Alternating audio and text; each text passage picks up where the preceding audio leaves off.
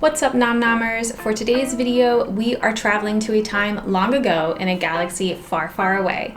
The character who inspired this dish, she's finally getting her own TV show, and I couldn't be more excited to watch it. So what are we making? Ahsoka Tano's Rootleaf stew. Let's dig in. The stew had three components: the roasted carrot puree, the soup base, and the Rootleaf chimichurri. I started with the roasted carrot puree. First, I took the tops off my carrots and set them aside, since I knew I would need them later. Then I cut the carrots into chunks and tossed them in olive oil and salt. You might notice that the carrots still had their skin. This was intentional. The recipe didn't say to peel them, and after some thought, I realized Ahsoka probably wouldn't have bothered to peel her carrots. So, for the sake of authenticity, I followed suit. We will have to see if that impacts the overall dish. Once the carrots were nice and tender, it was time to make the puree. I added my vegetable broth to my blender, followed by my carrots, and blended them until they were smooth. When I tried to pour the puree out, it didn't actually pour. In hindsight, I should have added more vegetable broth to help thin it out. With that component done, it was time to work on my soup base. I started by cooking the leeks and ginger. I've never put ginger in vegetable soups before, and I was eager to know how this would impact the overall taste. Once cooked, I added the mushrooms. I let them get slightly brown before seasoning with salt to help them release their moisture and deglaze the pan. Then I added the vegetable broth. Once the broth began simmering, I added the remaining ingredients: potatoes,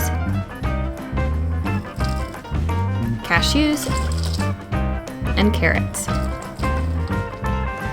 Cashews were another weird ingredient for me. I've never had them in a soup. Would it be good? Or just really weird? While the soup simmered, it was time to work on the last component, the Rootleaf chimichurri. I minced the clean carrot tops that I had set aside earlier and added olive oil, rice wine vinegar, paprika, and coriander. I stirred that all together and then let it sit so the flavors could mix and mingle. With all the components done, it was time to put everything together. First, I added a bit of puree to the bottom of the bowl. Then I added the vegetables and broth. Finally, I spooned some of the chimichurri on the top. Now it's time to see how it tastes. So the really surprising thing to me about this dish is the cashews. They absorbed a lot of the flavor from the stew, and I just wasn't expecting that texture, and it was really a fun bite. One potentially off-putting thing is as the stew sits, they kind of absorb some of the colors and they start to look blue and a little moldy. So maybe not your cup of tea. It didn't bother me. I also really like the ginger. The ginger gives a little bit more depth to the soup and makes it just a little bit different than really any other soup that I've had. So I definitely enjoyed that flavor. What I didn't like is the carrot puree.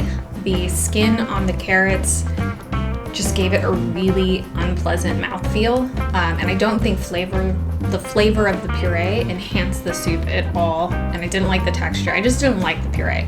I also didn't think the chimichurri did a whole lot. It added pretty colors, sure, but I didn't like the grassy note that it had and how that played with the rest of the soup. Will I make this again? Yes and no. Yes, I will make that soup base again. I really liked it. I liked the ginger. I thought it was pretty and felt like something you might make if you were, Ahsoka. What I won't make again is the puree or the chimichurri, just the soup by itself. Thank you so much for watching this recipe review. If you've made this dish before, let me know what you thought in the comments below.